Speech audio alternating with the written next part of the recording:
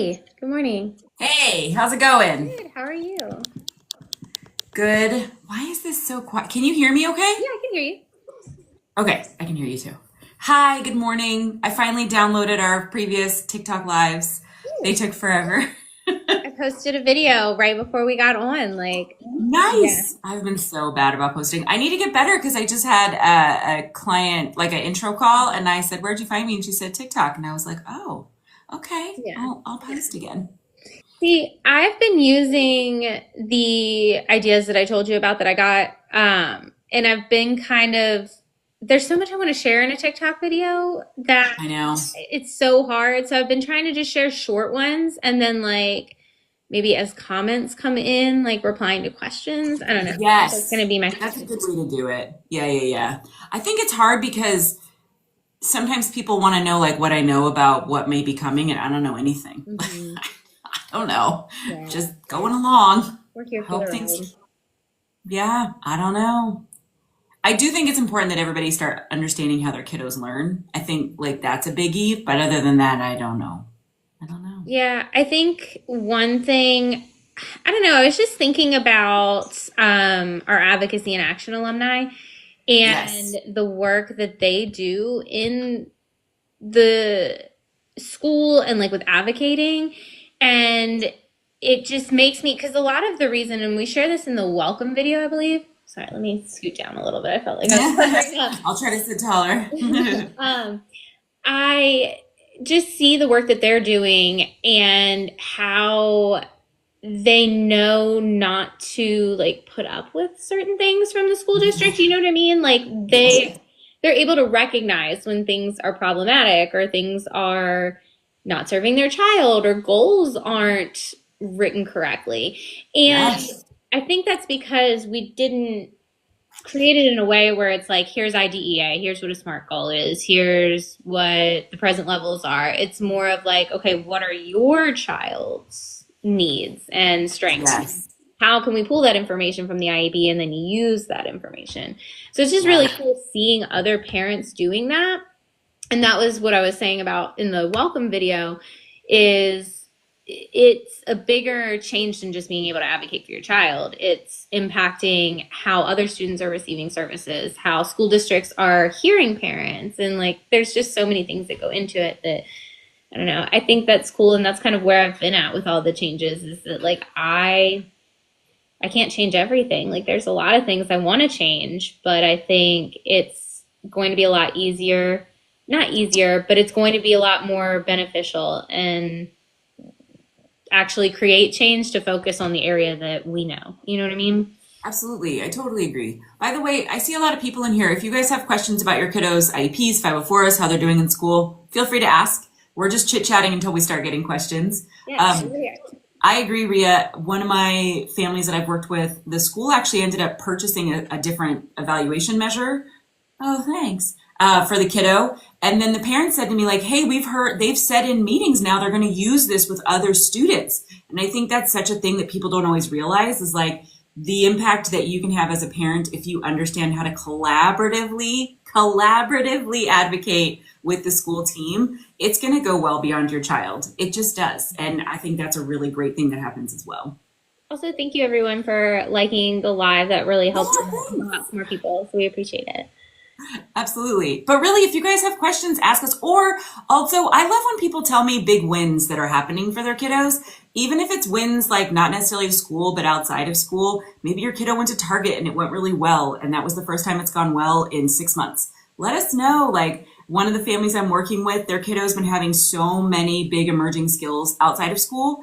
And I stopped them and said, like, do you recognize that's huge? Like, kids don't grow everywhere all at Good once. morning. So, good morning. So, I think tell us what's going well too. I need to hear that. Good Lord, I need to hear that. I know. It's always nice. Good morning. It's always nice when we get. I had a client not too long ago where we were working on the IEP and just like working with the school team for the annual IEP. And it was just really neat and fun and refreshing to see a school team that was like prepared when we, came in that had what they needed, that had, Absolutely. there were still things we were requesting, still some collaborative conversations, but I I love it. see we have a question. Good morning. I have a meeting for 504 for my daughter next week. Is there anything I should be asking? Hmm. Well, tell us more about your kiddo. Why do they have a 504? You can keep it super vague, but just that'll help us. And is it an initial 504 meeting? Yeah. Can a school refuse my son's nurse coming in with him? Uh, I when think it sort I of depends. Yeah, when I was an administrator, we had our own nurses at the schools that supported. And I mean like big time. Like one I had one student who had a nurse full time because of their needs. So that can happen, or it can be written into the IEP that they need a nurse for specific times, and then the nurse is figured out during the day. So I guess my question would be, why do you need your own nurse? Why is the school not doing the nurse? That would be my question. That's kind of where I'm leaning to. That's why I said it kind of just depends on like the logistics of the situation and kind of what's happening. And then Jana, I saw I'm having issues with them omitting a lot of what we talked about at meetings, specifically about BIP development. And one thing, because what's kind of tricky is we can't necessarily control how a school does their meeting minutes or what they include in that. But what we can control is the parent input and our documentation of what happens at the meeting. So if you notice that things from the meeting are being left out, I would follow up via email with just like a summary of the meeting. And I kind of like to do this anyway, just, in cases where I know that there's going to need to be some more documentation. I like to follow up after every meeting, every phone call with an email that just says, "Hi, thank you so much for talking to me. During our conversation, we covered bullet point, bullet point, bullet point. I didn't see these documented anywhere in the IEP, so I just wanted to document them here. Please let me know if you have any questions." And then once that's sent, you have that kind of receipt in the email and like the date and time stamp. So that is a way that you can kind of proactively document or take control of documentation if you see that it's not happening. But if it's also things that you talked about at the meeting related to like what supports are going to be in place or what goals you're going to implement, that is something that I would try to fight back on with receipts of like, well, you've called home this many times, so obviously this isn't working, or something like that. But Yeah, remember you can record a meeting. Check your state's rules because it's a little different everywhere. In the states I work with right now, a lot of it is just, we're going to record. You need to let them know 24 hours in advance.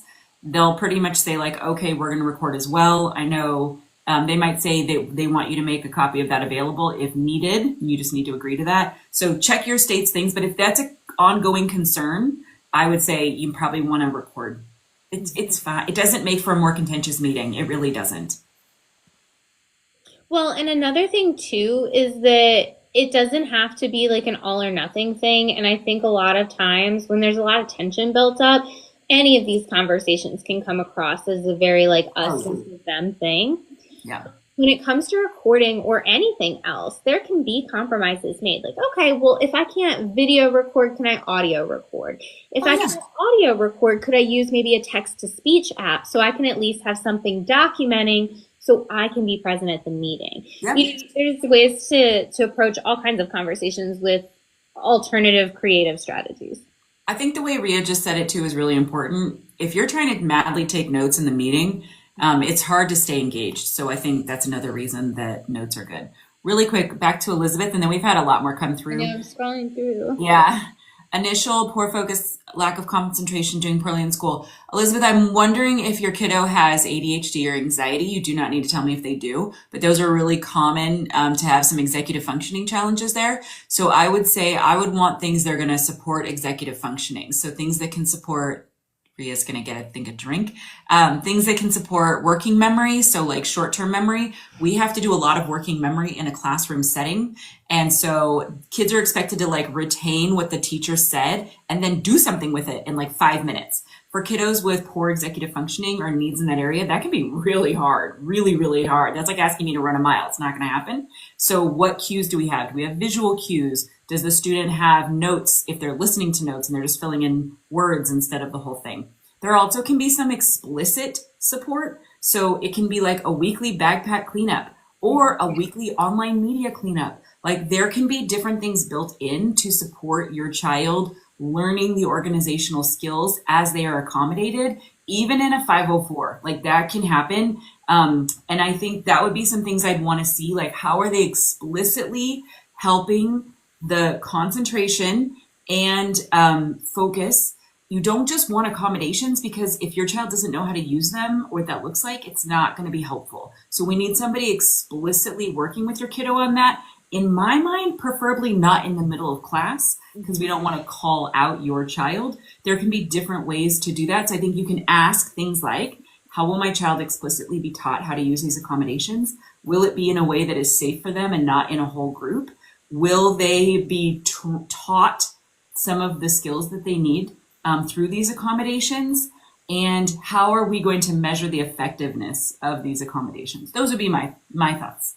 Rhea, did you have anything else, or do you think that's good? No, I think that was awesome. I'm just kind of scrolling through the comments, and I think your answer addressed a few. I saw something else about parent concerns about organization. So that also ties in here. We really want to look at the executive functioning skills and see how we can scaffold things. And that kind of ties in with what we were saying earlier. It doesn't have to be like an all or nothing. My child completes this assignment 80% in 20 minutes. Like, okay, well, maybe they complete 80%, but they have extra time. Like, is there some wiggle room somewhere? Yeah. And then I also saw a question: if your kid's aide leaves and the new aide is not working well, can you ask them to change?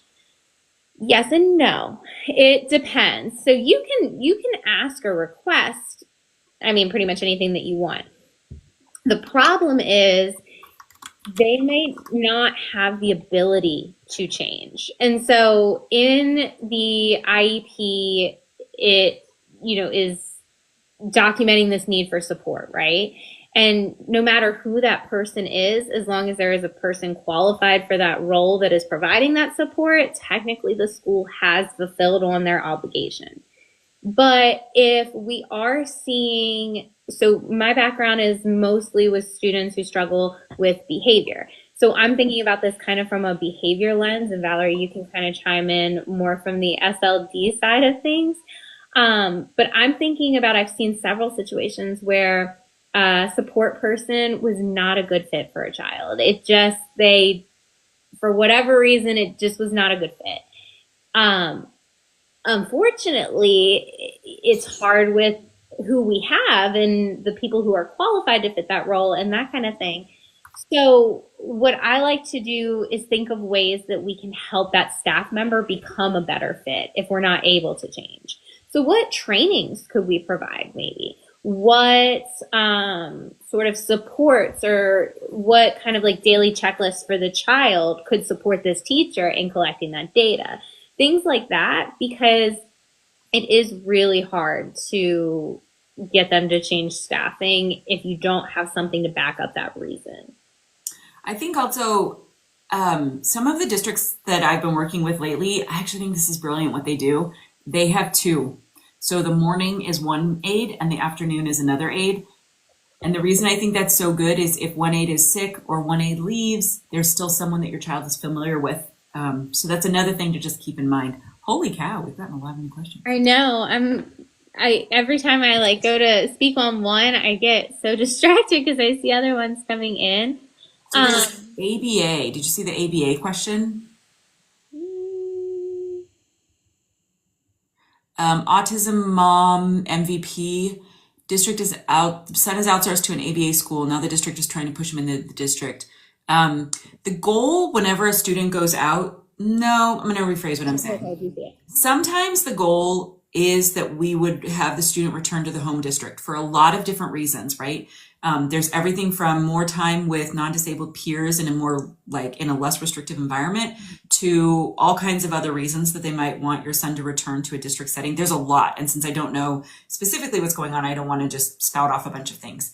So I would say, is the district setting, could it meet your son's needs would be my first question. And I would really look at, I mean, for me, if I was looking at the two different schools, ABA and then the district, I would probably make sort of like a pro and con list just to help me articulate my concerns during the meeting or, in pushing back one way or the other. I would write the differences. So, like in the general education setting, just for example, you're going to have a larger class size. You're going to have less hands-on support. You're going to have less of the ABA strategies and therapies involved in that setting, right? But on the plus side, there's more participation with same-aged peers. There's access to the general education setting, right? So you're looking at the pros and cons there, and then also looking at the pros and cons for the ABA school.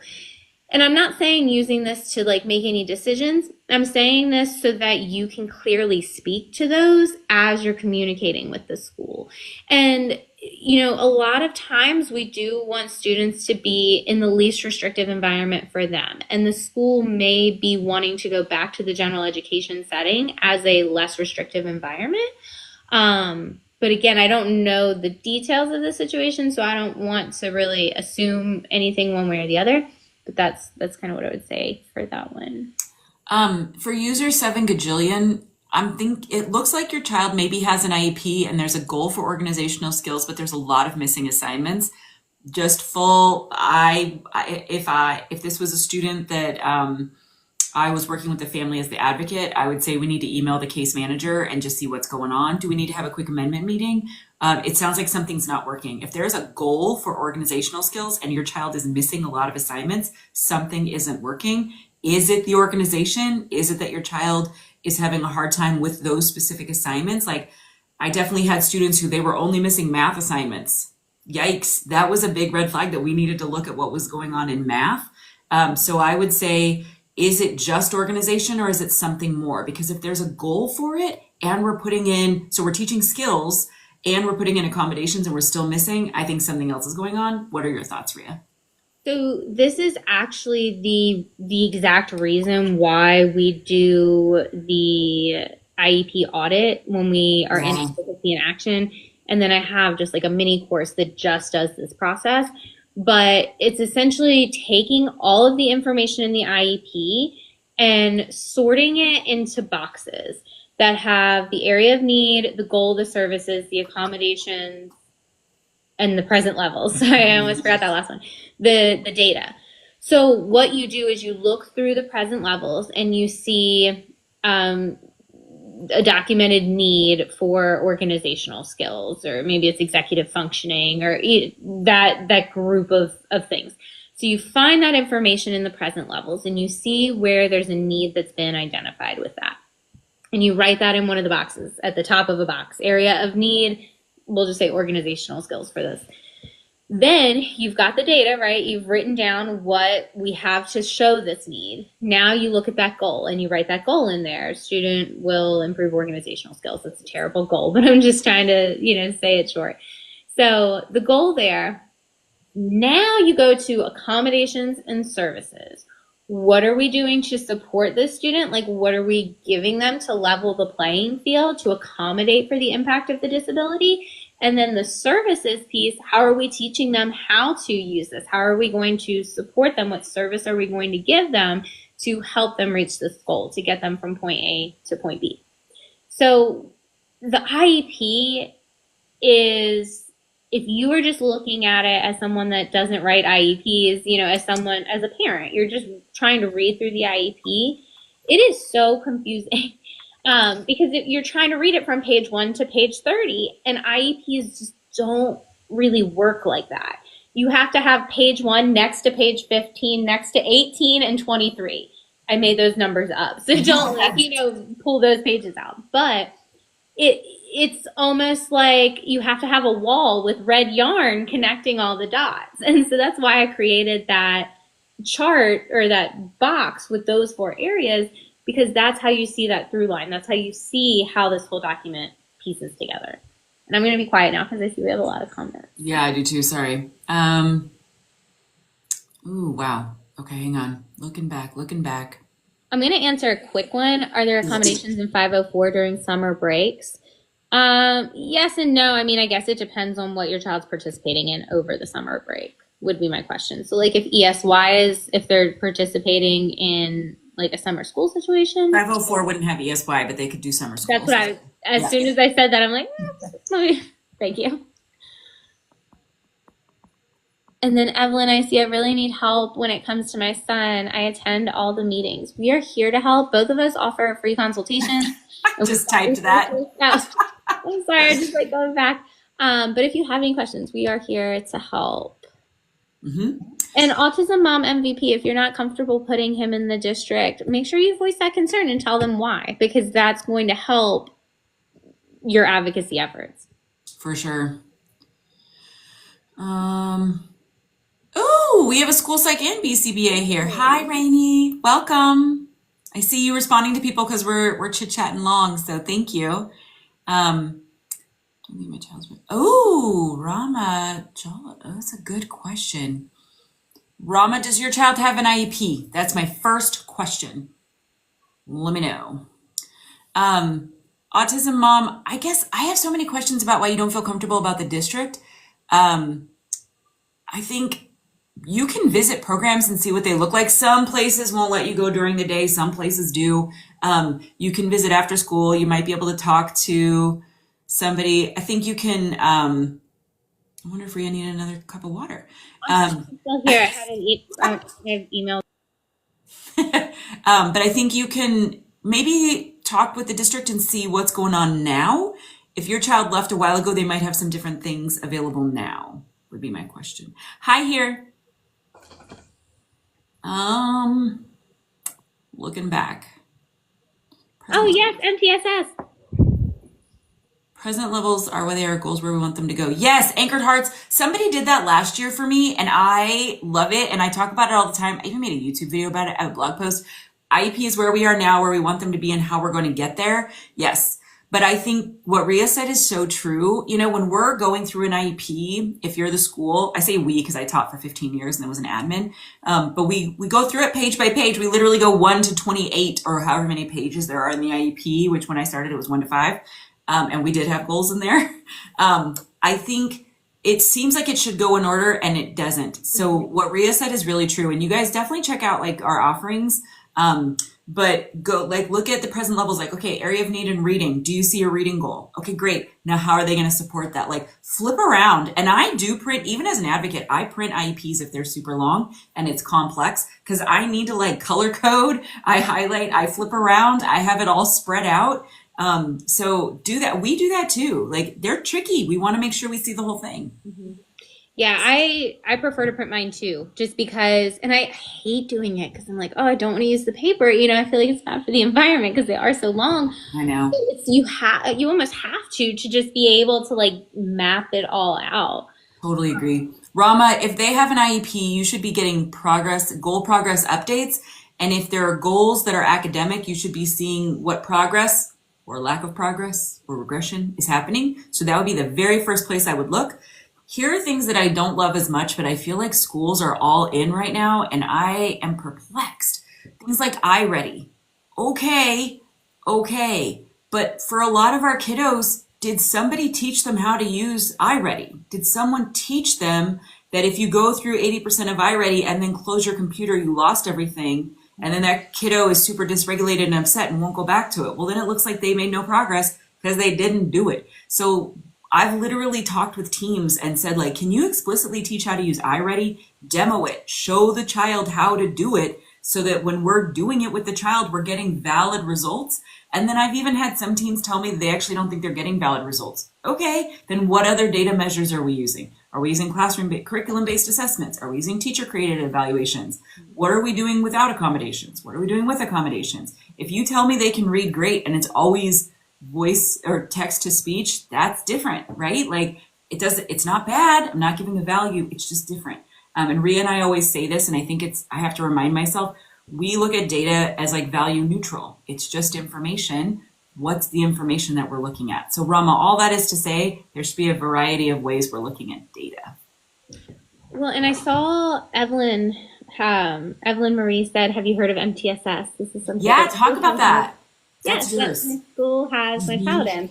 So, MTSS stands for multi-tiered system of support. So that means there's multiple tiers to the support. And it's known as MTSS, or RTI is another common acronym that you'll hear that is MTSS. So RTI stands for response to intervention. And there are 3 tiers. There's tier 1 that applies to the whole student population. There's tier 2 that applies for like small groups and like reteaching opportunities within the classroom. And then tier 3 is individualized support. So that student has a goal that should be individual to them. What ends up happening in a lot of schools, though, is that students will have intervention plans because they're identified as needing this specific support, right? The specially designed instruction, this intervention of some type. The problem is, though, once we get to tier 3, students are on an individual need basis, right? The student might be at this level, the student might be here, the student might, they're all over the place. But schools decided, let's put an intervention block in the schedule, and everyone who has an intervention can have that intervention at that time. But then they end up using just a curriculum to support these students whose needs are all over the place, and that's not very individual. And then students end up being on RTI or MTSS for even months or even years, when this is really only designed to provide targeted instruction for 8 to 12 weeks and measure that effect to determine if something else is going on, or to determine if we're making progress. So with all that being said, MTSS and RTI, this also goes with the other question about what can we use. MTSS and RTI are excellent sources of data when it comes to the IEP process. There is a misconception that RTI or MTSS is a pathway to special education, and it's not. It's an intervention system. But through that intervention, we're able to eliminate, we're able to kind of figure out where the problem lies. Was it a lack of instruction that we can close that learning gap with interventions? Or is there a disability where we need the accommodations, goals, services, things like that? And then using that data is how we often find eligibility for special education. I'm going to just say too, I think there's all kinds of thoughts about RTI and MTSS. There's all kinds of thoughts about all these different measures schools are using. Lisa, I don't know why that got blocked. You guys, I block like so many words. I am a person of color, so I block a lot of words. And so in this live, I have to unblock a lot of things. But I would say one of my favorite things about anything at a school that requires more data is it stops people from making assumptions. So when I sit in a meeting and people say like, no, that's not what's going on here. How do we know that? How do we know that? I don't think this child has a learning disability. Okay, but how do we know that? Like if we haven't done any testing and haven't gotten data, how do we know that? So that would be some things I'm thinking of. I'm not going to answer any RTI and MTSS stuff because that is literally Rhea's wheelhouse, everybody. So I'm going to wait till she comes back. I'm still here. I just have it off the stand replying to comments. So you didn't see my double tin. But just for background, I worked in behavior. I was a special education teacher. Hold on, let me put it back up here a second. There's like a little pulsing circle. I'm so sorry. I was trying to reply to comments. You didn't have to see right here. So I was a special education teacher. I did inclusion and I did self-contained behavior. And then from there, I was an RTI coordinator. So I worked on training teachers on how to provide these interventions, write the intervention plans, and basically coordinated the school-wide RTI efforts. Should middle schools have RTI committees? I have noticed that RTI tends to kind of like fall off around middle school. It shouldn't. It really shouldn't. But also implementation becomes a little more tricky around middle school, and these intervention blocks and things, it gets tricky, and I think that that's kind of why it falls off. But students should still be receiving support. And that it's hard for me to really speak on because I did elementary school. What would you say, Val? So you guys, I taught when dinosaurs roamed the earth, but I did teach for 15 years as a special education teacher, middle school and high school, mostly SLD and students who qualified under other health impairment. So I did a lot of kiddos with learning disabilities or ADHD or anxiety. So I see that anxiety question. One sec. I would say RTI and MTSS were coming on board big time in California as I was exiting. So I didn't see a lot of it. I did see a lot of where I went into classrooms as an inclusion support person, And I ended up helping a lot of kiddos and finding kiddos who needed help and finding ways to support them in different ways. Because the reality is not every single child needs an IEP. So if we can find the right supports to allow them to stay in the general ed setting, that's fantastic. And so I don't have a great answer is what I'm going to say, Rhea. Really quick, Rama said that it sounds like they really feel like their kiddo is not making the progress that the school is saying. I would say, Rama, I'd ask for a meeting and I would ask Rhea's question that I stole. And now I ask every IEP. I talk about it. I'm probably going to make a YouTube video about it. Thanks, Rhea. And it is, can you tell me what that looks like in the classroom? Can you tell me what that looks like in the classroom? Because sometimes teachers don't even realize they're giving 3 accommodations when they're saying your kiddo is doing something independently, and that needs to be discussed. So I think sometimes people don't realize that they're giving accommodations when they're saying your child can do X, Y, and Z. So the data that you're getting, if you're feeling it's not correct, I'd ask for a meeting and say, can you tell me what this looks like? Can I see samples of this, especially if it's written data? And that's not adversarial, that's collaborative. And let me just tell you, there are plenty of times when teachers want to have that conversation. They just aren't in the position to reach out and say they want to have that conversation. So you starting the conversation is often like a secret, thank you. And then they can bring things and have that conversation. And Rhea's nodding her head, which means she agrees. I'm not speaking out of turn.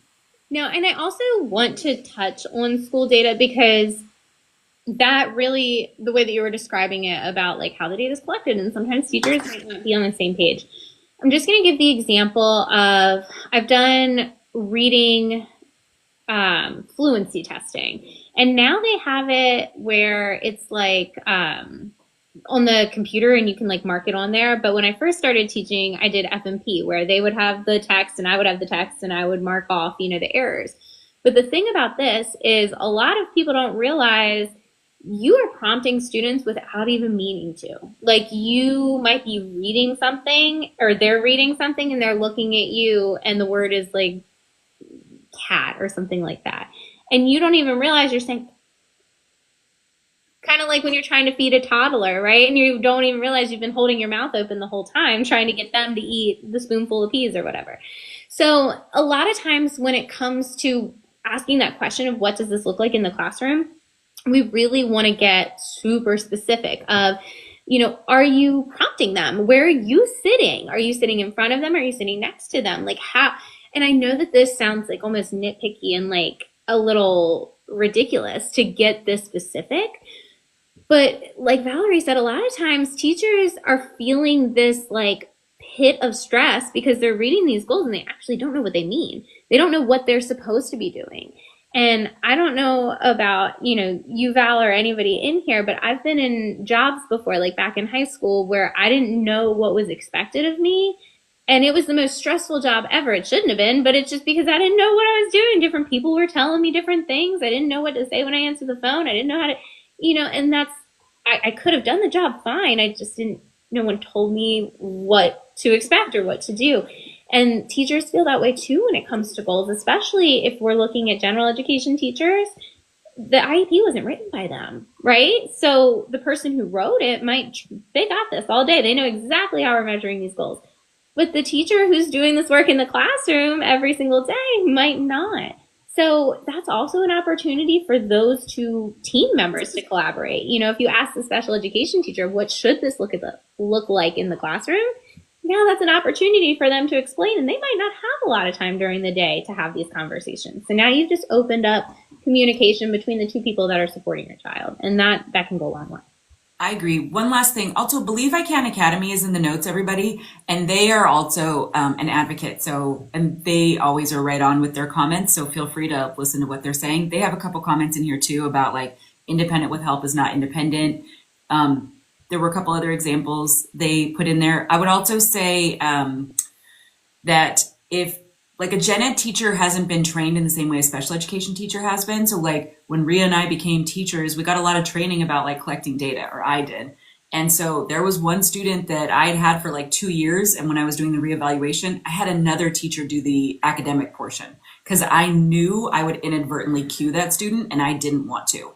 And so being aware of like how we're cueing students, all that stuff is not common knowledge for everyone. So let me answer a couple quickies. What is ESY? ESY is extended school year for students. It is done very differently across the nation. I am very proud of what we did where I was in California. It was a full-on summer school model. It was beautiful. It was amazing. I loved it. I'm in Ohio now, and it is not the same way here. Doesn't mean I don't love it. Doesn't mean it doesn't also meet needs of students. It's just different. It's a different model. It usually is discussed in like April if your child would be eligible for ESY.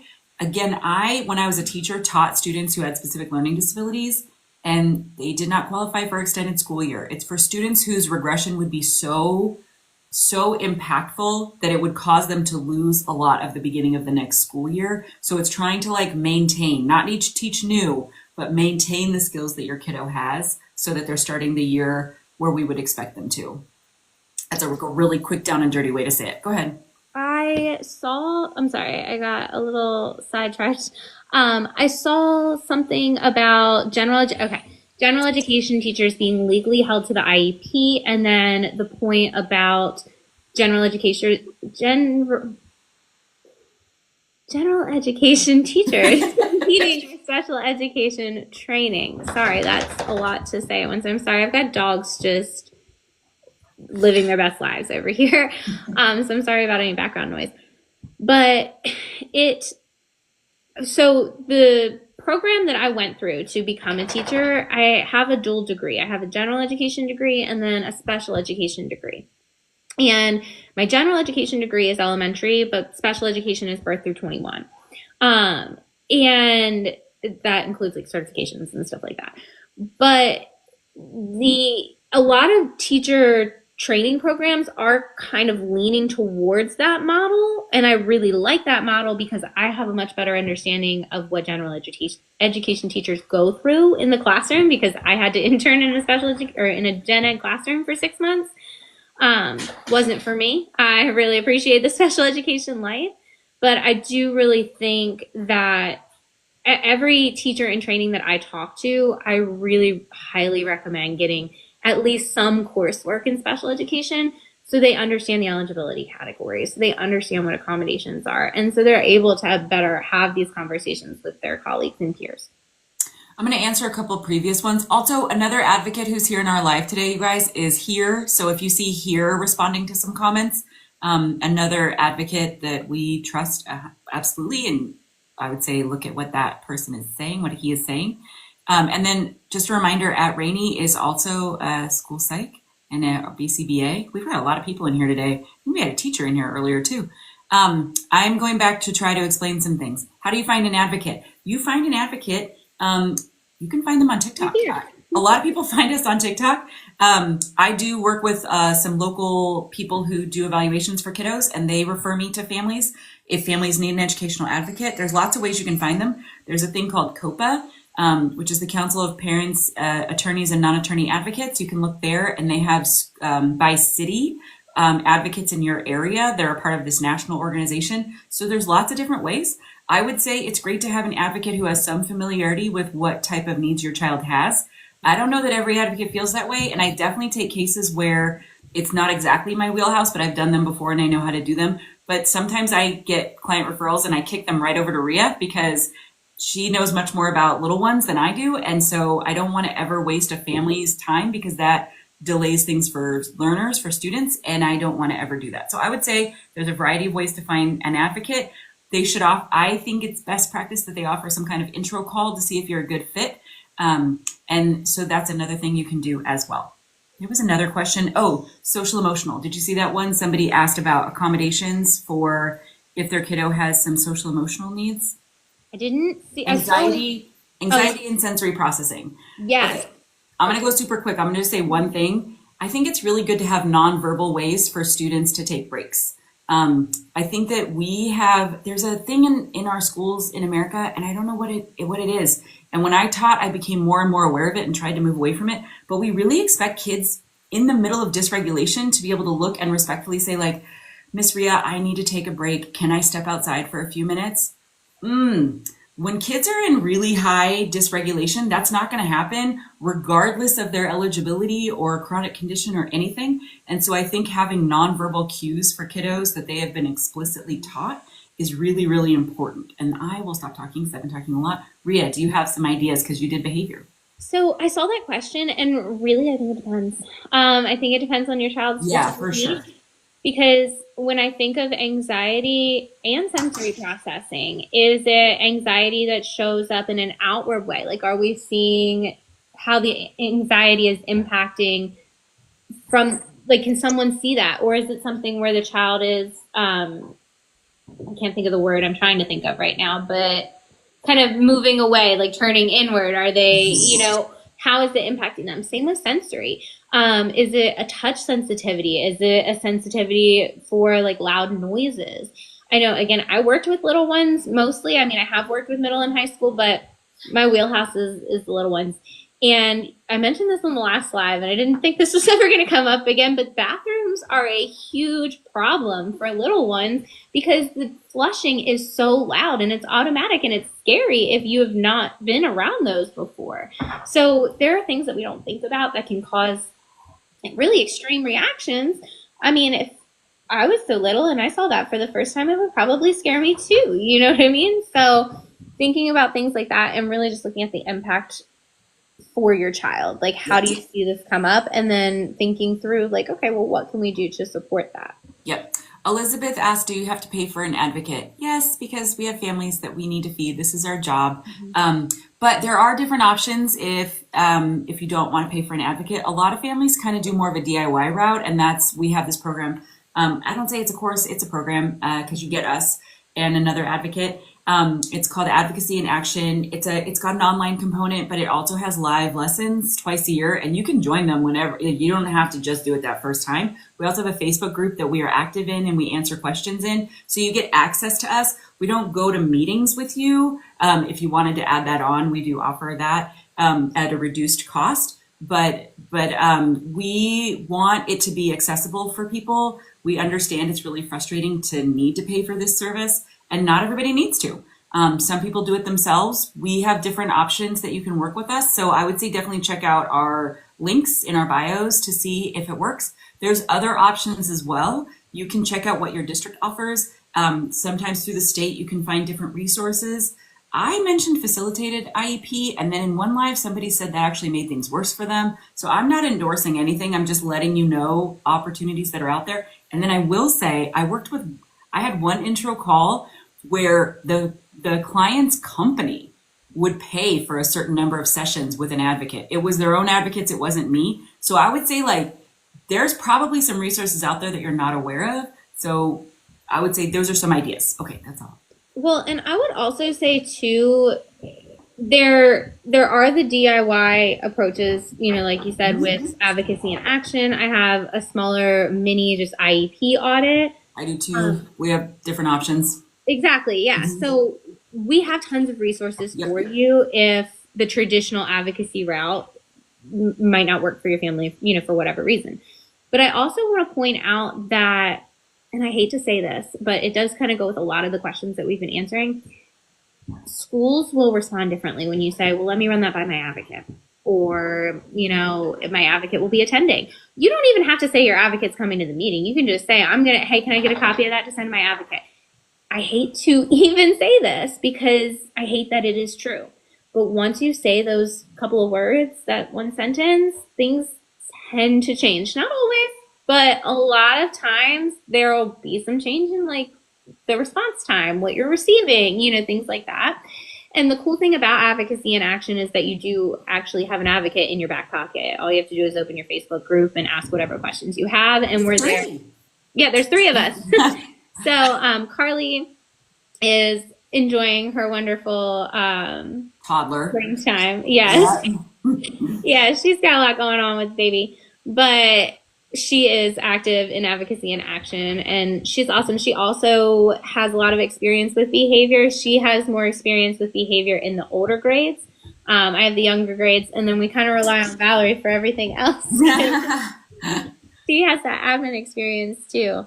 Can I answer Lisa really quickly? Yeah, go ahead. I'm going to turn my camera off and scroll through the comments real quick. Make sure we didn't. Lisa, sorry, COPA is COPAA, but if you need an advocate that speaks Spanish here, who is in our comments right now or in our chat, is a bilingual advocate, consultant. I think it's really important to know. Here once joined us for in our live and talked about the importance of that we have interpreters. And I would say right on to know that you need someone who speaks Spanish. Um, Anchored Hearts, I am going to so respectfully disagree. And I hate that that was your experience. I really loved when I had well-informed parents when I was a teacher because I could just sit there and like nod my head and smile. I liked it. I think it's how we approach it. So I hate that that's been your experience. I think when we can be collaborative, it's really, really important. And I do advocate as a collaborative partner with the school and the parents. I think I'm so sorry that's been your experience. I want to kind of caveat that though, Yeah. because yes and no, like, I know. I was in a utopia environment. I know. well, here's the thing. Schools hate a well-informed parent if they're not doing their job. And Oh, that's yeah. because it reflects poorly on them. And it's not a pleasant experience to be called out on the fact that you haven't been doing what you were supposed to be doing. Yeah. On the flip side, like Valerie was saying, some teachers are like, please help me say something because they're not necessarily, I don't want to say allowed, but it's kind of frowned upon to be calling out the negative things that your district that's employing you is doing. So they want parents to speak up, but it's hard. Now, another caveat to that, if you are a parent and you are seeking information, I think that it is awesome. And any information, the more you learn, the better off you'll be. But sometimes I have seen parents go into IEP meetings and they are well informed on a vast number of things, and only half of them apply to their child. And what can be frustrating is if you're Googling, you're not always sure what applies to your child. Mhm. And then it kind of throws everything off because you might not realize that what you're saying is kind of counteracting what we talked about earlier or something like that. So if you are going in and you're making these recommendations, make sure that you've kind of thought through, I don't want to say the flow chart, but essentially like, okay, what might they say to this? Or like, how could they respond to this? And just try and be prepared for that. And take as many notes as you can and record if you can. Make sure you ask or look into your state laws, things like that. But that's going to help you the most in the long run is being able to look back on what happened in the meeting. Evelyn, you asked what grades do we work with? We work with all grades. I have families whose kiddos were like going preschool to kinder all the way up through high school. So if it's something that I don't feel comfortable with, I do kick it over to Rhea as a potential. But we work with all grades. We have contacts that we can talk to. Also, if we start getting into like a sticky situation, that can help us out. I see. Any idea for how to, yeah, well, okay, sorry. 3 thoughts. Also, so Valerie, if your child is in 4th grade, both of us can support, right? And it also kind of depends. Like if your child's need is more in like reading and academics, I would book with Valerie because my experience is a lot more related to behavior. But we also work together. Like if we have something going on that we're not sure, we'll consult with each other. So a lot of times you kind of still get those things. But Yeah. I saw a question, any idea for how to convince a school to create a sensory room when they insist they have no space? I have to answer this question because I had to DIY one at my school. And then the year that I left, they finally did a remodel and put in a sensory room. So I was kind of upset about that. But what was really cool was that I had my yearly special education funding that I was allowed to spend, that money of like, okay, order supplies for your classroom. And I ordered all the fun things. Like I got a bubble tube and I got fidget toys and I got Theraputty and I got different lighting options and I got that fabric that like you swish it one way and it's silver and the other way it's purple. And I found a bookshelf at the warehouse for free where they have all these abandoned buildings with all the school supplies from the past I've told you about. I went up there, got a bookshelf, hauled it back to the school and took an old memory foam like piece, like a mattress topper, and glued it to the back of the bookshelf and then put the fabric over top and made like a little calm down corner where everything was like padded and had this cool fabric. It was really fun. So really suggesting those creative strategies. Okay, maybe we don't have a sensory room, but what sensory items can we incorporate to support our kiddos with these needs? I agree. I also have been hearing more and more about sensory paths, and I've done some visits here in my city just to be more aware of like the different school options available here. And I see them more and more, and maybe they were always really common. I did not always see them when I was going to elementary schools, when I was an admin and going into elementary schools. But I think even a sensory walk outside of a classroom can be helpful. Like, I think there's all different ways to do it. So, Angie, I think finding out some, I bet there's some data online about schools that have incorporated sensory rooms or sensory options for students and like how their behavior data has changed. I think that would be helpful. If you know somebody who works at a school that has a sensory room and how they utilize it, I think that's great. There are some creators here on TikTok. There's Megan at Accessible Education. She's got kind of like a back room, it looks like. She showed it once in a video last year where she was showing some of the different things that she has that are sensory supports for her kiddos. I bet she might have some thoughts too. She's also just a really fun creator to follow. Anchored Hearts, I hate that that happened, but I love that you knew that it was a predetermined decision and that was a no-no on an IEP. So that's actually a conversation that comes up a lot with predetermination, is that I remember when I first started in special education, the person who was above me, just kind of walking me through like that school's, stuff, pointed out, and this was not the right thing, but pointed out that like parents don't really know to look for stuff in the IEP, and like we have to have it ready by the meeting. So we go ahead and predetermine stuff, but we can always change it. And you might hear that sometimes as a parent, is like we're filling this out preemptively. I'm sorry, these dogs are just doing stuff. We fill this out preemptively just to have the draft ready. And so there's this fine line of like, you want to have the draft and you want to have everything ahead of time to be prepared for the meeting. But on the flip side, you don't want to put the school in a position to predetermine anything. So it is kind of a fine line. And the way that I like to bridge that gap, I guess you could say, is requesting the data. I don't want a finalized IEP, and if you don't feel comfortable sending the draft, that's fine. But I would like to at least know what goals you're thinking of for my child, or what accommodations you're considering, or, just gathering that information ahead of time. And that can help kind of bridge that predetermination gap. That makes sense. I think also if you get a draft IEP, I've had people say, oh no, they didn't give me the full draft. They just gave me present levels and goals. That's all they should be sending.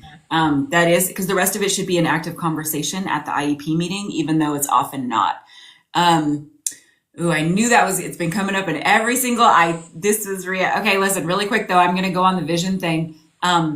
This is why they do vision and hearing testing. They can't do anything until vision and hearing is accounted for and it is corrected. And so, yes, the district is correct. The vision has to be corrected before they can move on, because we don't want to test if it's that the student can't read, or that we don't want to test that it's a student can't see the words on the page. We want to test whether or not the student can read the words on the page. Mm-hmm. So yes, that is correct.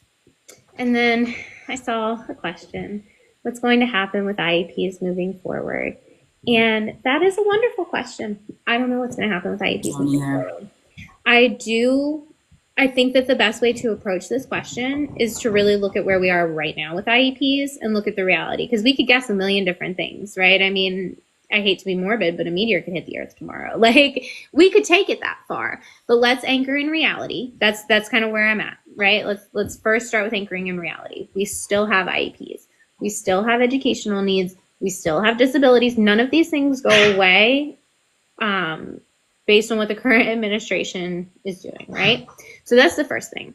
The second thing is, regardless, the IEP documents your child's needs, helps you hold the school accountable for providing those services, accommodations, things for those needs, helps to track your child's progress and document their needs and the data related to the progression of their education with present levels. All of those things are important regardless of what happens, right? So the best thing that you can do as a parent right now is understand especially just those 4 areas: the goals, the present levels, the services, and the accommodations, and knowing what area of need those fall under. If you can really get a handle on that, no matter what happens, you can ensure that your child's needs are being met. And then just really quickly, I saw the difference between IEP and 504. 504s provide accommodations. IEPs provide goals, services, accommodations, yeah, all kinds of stuff. They're much more extensive. The eligibility is a lot more of a process than qualifying for a 504. Both of them support students with disabilities. One is just a little thicker, I guess would be the best way to put it. It's way thicker. Yes. I think we don't know what's going to happen. So I think I would just tack on to what Rhea said. I would also know if your child has an IEP, what was their eligibility category? I would know that. In some states, they allow for a primary and secondary eligibility. And so if you're in those states, just know that. I would know it. I'd make sure to have, we both talk about the importance of having a binder of your child's paperwork. I would do that. I think binders are really helpful. I will tell you as an advocate, I love when my families have binders. I've sat in meetings and pulled the binder over and flipped to something. So I think it's really important to just know what's going on. Lisa, the school can follow up, and I think they have an obligation to follow up. The school nurse can reach back out to the family, and maybe it's that the parent doesn't have like health insurance or some other need. And so I do think the school can offer some, or district, I should say district, can potentially offer some more. So I would hope that they can do that. Oh, No, I sorry. was going to say with Anchored Hearts, I wonder if that's going to be what happens. Yeah, I don't know. I've heard that too. I think the reality is, and Rhea and I see this because we work with families all over the United States, so we see a little different. Like, I will not work with families in Texas anymore because it's tricky. Like, it's super tricky there, and it looks really, really different than what I'm used to. And so I think I'm curious. I'm genuinely curious. I think the reason Rhea and I can approach it as we are, like, here's what we know now. I think it's because we were special education teachers, right? Like we work in present levels. What do we presently know? We presently know this. So we're going to work off of that. And then if things change, we get nimble because that's what we had to do as special education teachers. Your kiddo walked in and you had a set plan and something had happened and that plan went out the window and we had to be nimble so that we could still meet the needs of that student. So I think we're going to just keep trying to be nimble as we navigate this. Well, and I also think too, I hate to say this, and I think that we know this because we're advocates, right? And we worked in special education. Anchored Heart said IDEA will likely still exist, is whether or not oversight will still exist. And that's kind of where I'm at too. And I think as a parent, that goes back to what I was saying about like really knowing your child's IEP, because unfortunately the squeaky wheel does tend to get results. But right now, even, and I don't want to be negative, but the system itself, oversight only exists when people know to speak up. Schools kind of rely on parents not knowing what's happening. And I hate that. I don't want it to be that way. But I feel like right now the amount of oversight is really just dependent on how loud you are. And I think that that's going to be a pervasive problem no matter what happens. But it definitely is more helpful to have the law to lean back on. But I do still think that IDEA will exist. But like you said, the oversight is kind of where we're at. Yeah. When a child has an IEP at the beginning of the school year, should the teacher know everything about it? I mean, yes, I think so, for sure, especially the case manager. I used to be the wild teacher that would run around before school started and make sure all teachers had everything. You guys, when I started teaching, we had no email. Okay, that's how long ago I started teaching. I'm sure Rhea's like, what? No email. But so I had to give everybody hard copies and make sure they knew. Same thing with 504 accommodations. I used like a place where teachers could access it online so they could see what the accommodations were. I think it's really up to schools to make sure everybody knows the information. Yes, CPAC. Yes, CPAC is good. It might be called, like, in California, I know we had SELPAs. That was like the local thing. So that was like a local place you could go a little bit beyond your district. That's something else that Rhea's program has. That I support, Advocacy in Action. It really talks about like knowing the hierarchy of your resources. So like if your case manager isn't doing XYZ, who's next? And then if the admin isn't doing something, who's next? And then if that person isn't doing something, who's next that you can talk to? But also knowing who your local parent groups are. Like, what are the different options for you to get support? Because it can be really hard. You're trying to navigate all this and you're still a parent. You still want to be able to have time, and I'm sure you still have jobs and all the other things. So, oh, Harvard Donovan, that I don't, we're getting some really big questions at the end of this live. I also saw Evelyn Marie specific learning disability question. My Oh. Yeah. Yeah, so it's probably that the primary eligibility was specific learning disability. And so that can mean a lot of different things. There's not always like a clear answer. Sometimes it means dyslexia. Sometimes it means auditory processing or visual processing delays. It can mean all kinds of different things. I think being clear on how it affects your child is going to be really important. So you can find that, like a quickie way to find that would be to look at present levels and the goals and to see like what is being worked on to build skills. But that's where I would look. I saw Cameron, I hope I'm saying your name right, behavior analyst. Hey, I have a client who is not getting the support they need with their IEP. Mother's getting the runaround from the school about when they can get IEP revised. How can I help support? First of all, thank you for asking this question for this family, because I have been in this situation before too, where I'm like, okay, I know this is what needs to happen. How do we make it happen, kind of thing. I think the biggest thing that you could do, the biggest thing that the family could do is to request a meeting. I would look at the date of like when the initial evaluation happened and kind of look at the timelines. I know this might be kind of out of, your realm of what you can do, but it might be time to request a reevaluation or an FBA if one hasn't been done already. I don't know too much about the situation, but I would start with an FBA. And if you're getting the runaround, I would go ahead and request in writing for a meeting, because that documentation is going to be important. And then they can also be reminded of their parental rights, reminding the school of the rights of the parent. Kelly Jones, I would say, as long as your kiddo is getting their needs met under OHI, I think that's okay.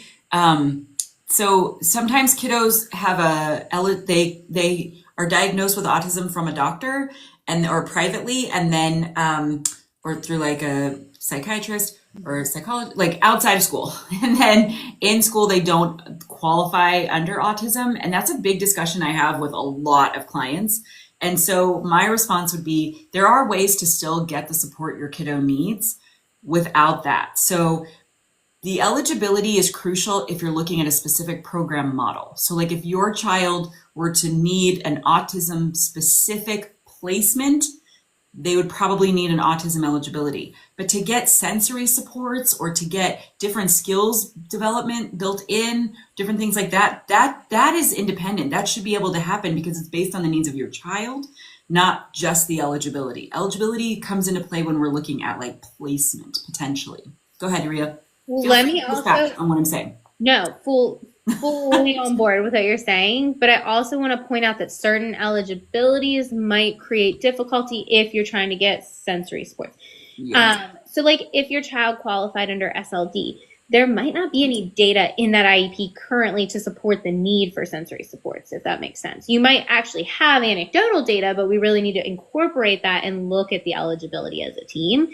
And then the other thing that I wanted to point out, and I recently got a comment about this, and I'm going to make a video reply to after our live, about a speech-only IEP.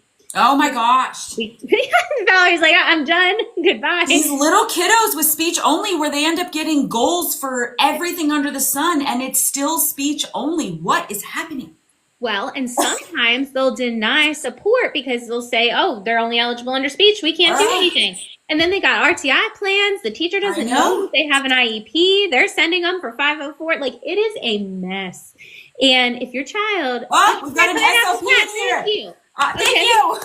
Yes. And it's so frustrating. So if your child has the eligibility of speech, SLPs, or not SLP, but speech language, anything like that, and really, and Pineapple Pat can chime in here too as an SLP. Yes. If it's anything other than articulation, there might be something else going on. So as your child is getting older and we can evaluate a little bit more, you may want to request a reevaluation to just make sure that it's only speech concerns. And of course, if you have no concerns otherwise, it's just you're fine with speech, your child's doing fine, everything like that, then I wouldn't worry about it. But a lot of the times when children are evaluated young, it's for speech only. And they don't even include other evaluations because they're babies, they're so little. But as they get older, those other concerns present, and we really need to make sure we're staying on top of that to ensure that the child's IEP is actually individual for their current needs, not their past needs, not the needs in the future, but the needs that they have right now. Yeah. I so sorry, everybody. We're gonna have to go in a couple minutes. I see somebody is talking directly with here, so I will let them finish that little quick chat. Here is on TikTok as well. You guys can go follow him also. Pineapple Pat, I'm glad you saw me almost fall out of my chair.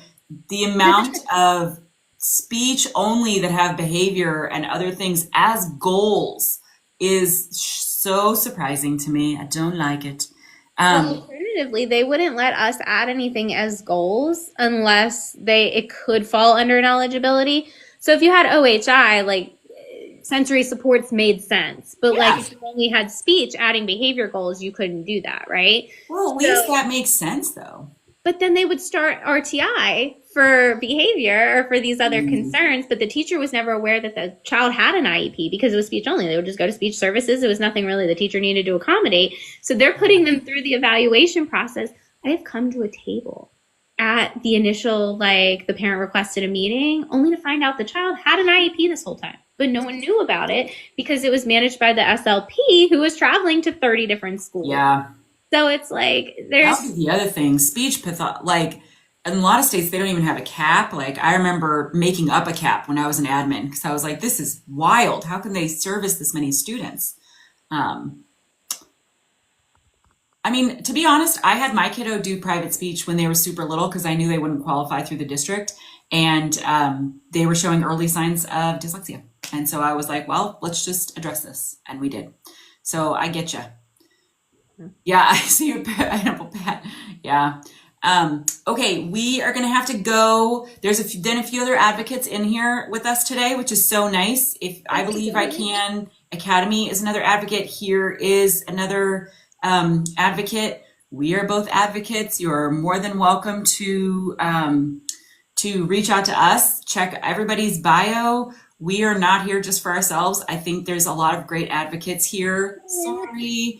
Listen, I've been a little behind on getting these up on TikTok or on YouTube. We both have YouTube channels because who knows what's going to happen with TikTok. And so I've been putting these up on YouTube. We also both have YouTubes. Don't go to my Instagram. I don't ever do anything there. I've been trying on Instagram. You're good at a lot Instagram. of repurposed TikToks. Follow So Rhea. you're probably more efficient to just stay here, but just in case, we are on these platforms. Yeah. It was great to chat with everybody today. I hope you have a fantastic Thursday and a good weekend. Thank you guys. Have a good one.